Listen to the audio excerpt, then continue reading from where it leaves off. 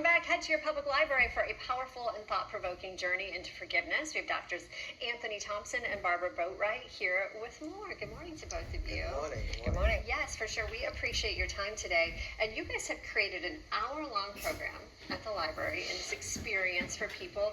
What, caused you guys to create this? Well, this story, thank you for asking. This, actually, let me say this. My father, who is one of the family members of the Manual 9, if many people are familiar with that, this started this whole process, but everything he did has been God-led, Holy Spirit. Right. And so in this journey, his book called To Forgive, it talks about his journey and this experience prior to the Manual 9 tragedy, during, and then afterwards. And right now there's so many people that are hurting. Right. And one of the things at the core of many of our hurts is unforgiveness. And so in this experience, my dad learned a lot about that journey. So forgiveness is not just a one and done all the time for some people. Right. So it's been a walk and a journey for him. So he was inspired by talking to other people about his journey of forgiveness and how that may help and benefit other people in their healing process. Right. I think so many times we see someone or something terrible has happened, and you say, how could you forgive? Like, I could never do that. But you do say that forgiveness plays a part in the mind, body, and spirit. Like, how does that help us when we forgive? Yes, Dr. Boatwright can definitely help with that one. Well, I believe that that all truth is God's truth. And as a clinical psychologist, the best of science always supports God's truth in the best of faith. Okay. And we live in a broken world. We are experiencing, tragedies in life, like what Anthony went through.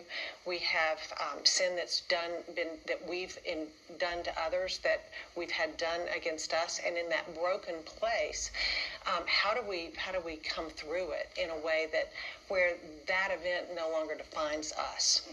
And forgiveness is central to healing. I've learned that in my own life, and in getting to know Anthony a few years ago, talking with him about his forgiveness journey, it's the most central element to healing that allows us to thrive in our lives.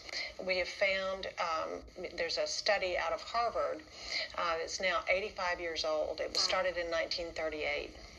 And they followed 700 men who were, and their families over these years, looking at their health, all of their experiences. And the number one predictor for longevity in life and for happiness in life is the quality of our relationships. And the quality of our relationships is impacted by conflict. And how do we then resolve those kinds of conflicts? The people closest to us have the greatest power to wound us.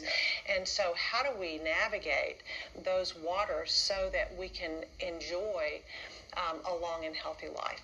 So forgiveness is central to that. For someone attending your seminar, are you going to walk through a process? Like, what are they going to walk away with? Are they going to walk away forgiving? I imagine it takes longer than one time. Well, for some people, it's going to introduce them or help them identify where they're at in their walk with unforgiveness. And then maybe for others, it may be affirming or confirming, maybe already what we're talking about. But I think it's going to be a journey for many people, when it comes to this journey and this walk in forgiveness. Right. So it's Saturday, May 3rd. It's in the main library. It's from 11 to 12. Is that true? You're going to get a free copy of Call to Forgive to the first 25 attendees. Yes, 25 attendees. We'll have 25 copies of the book and the hardcover too as well. Yeah. What do you hope the takeaway is for these people who come? Yes. What do you hope that their takeaway is? Well, hope that hope in healing, the healing process, and that it is real. And forgiveness is very key to how that could happen and take place in their lives. Yeah. And that the bad things that happen to us in this life don't have to define our identity anymore. You said that before. I think that's so important. Last question for both of you. You said you obviously both have been through something. You've been on your own forgiveness journey. Do you wake up some days where it's gone? Yeah. Yeah. That's good. That goes back to what I was saying. Because it's not just like one and done. It's not some days you're like, I can't forgive anymore. Do you still have those moments? And we could have those moments, but that's when it comes back to that relationship. It takes community, but it takes God. And so it takes community and God to really help with this walk and this journey in forgiveness. We have to determine that this is what we want to do because it's good for us.